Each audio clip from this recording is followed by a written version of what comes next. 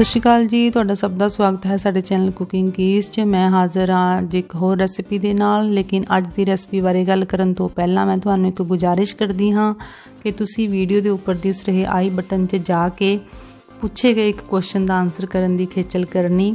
ते जेकर तुहानू साडीआं होर वीडियोज़ देखण दी इच्छा होवे तां तुसी आई बटन च ही दित्ती गई ऑल रेसिपीज़ प्लेलिस्ट ते क्लिक करके होर वीडियोज़ भी देख सकते हो। तो तुहानू किहड़ी वीडियो सब तो ज़्यादा चंगी लगी ये दस्सण लई तुसीं सानू कॉमेंट बॉक्स च कॉमेंट भी कर सकते हो।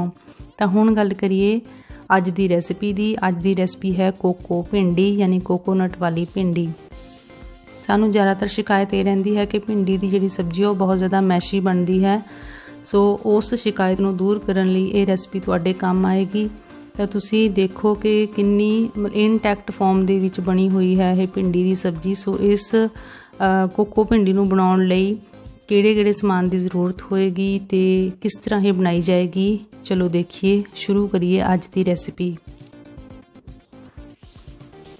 इस सब्जी नू बनाउण वास्ते आधा किलो भिंडी नू मैं बरीक कट लिया है। तुसीं देख सकते हो किस तरह की शेप च मैं इसनूं कट्टिया होया। ते एक वड्डे प्याज नू भी बरीक कट्टिया है ते 2 हरियां मिर्चां नू।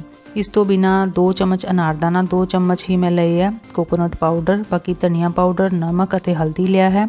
तो सब तो पहला एक पैन नू गर्म करके उहदे विच 2 चम्मच सरों दा तेल ऐड कर देंगी। भिंडी ऐड करके मैं इसनूं चंगी तरह तेल दे विच मिक्स करांगी। शुरू दे विच सेक जिहड़ा वो तेज़ रखांगी ते बाद दे विच सेक नूं घटा देंगी। तो टोटल जिहड़ा भिंडी नूं मैं 10 मिनट तक लो फ्लेम ते पकावांगी। सो इसनूं मैं दूसरे स्टोव के उपर लो फ्लेम के उपर शिफ्ट कर देंदी हाँ। तो इधर मैं तैयारी करदी हाँ तड़के की।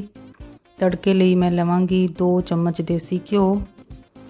ये देसी घ्यो का जिहड़ा कलर है थोड़ा ज़्यादा डार्क इसलिए क्योंकि ये घरे बनाया हुआ देसी घ्यो है। तो बनाउण वेले थोड़ा ज़्यादा ही पक गया सीगा, इस करके डार्क हो गया। इहदे विच मैं ऐड करांगी प्याज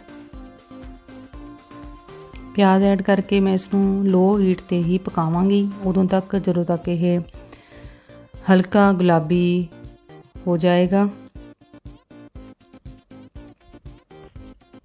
तो विच दी मैं भिंडी नूं भी स्टिर करती रहांगी ताकि वो जले नहीं। जिवें प्याज जिहड़ा वो रेडी हो जाएगा उहदे विच मैं ऐड कर देंगी मिर्च,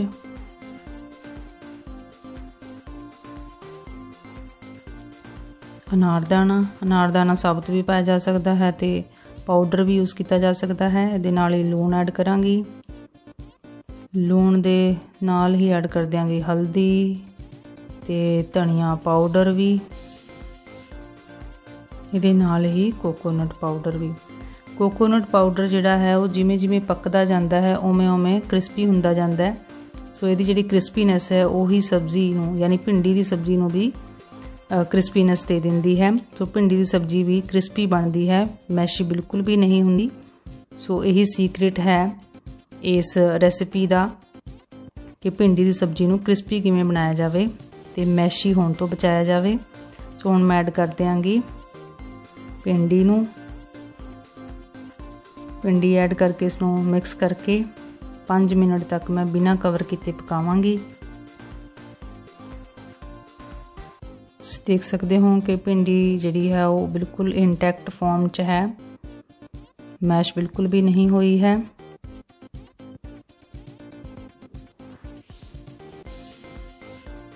पाँच मिनट तक पकाउण तो बाद इसनूं चैक कर लांगे। तुसीं देख सकते हो कि भिंडी जिहड़ी चंगी तरह पक चुकी है।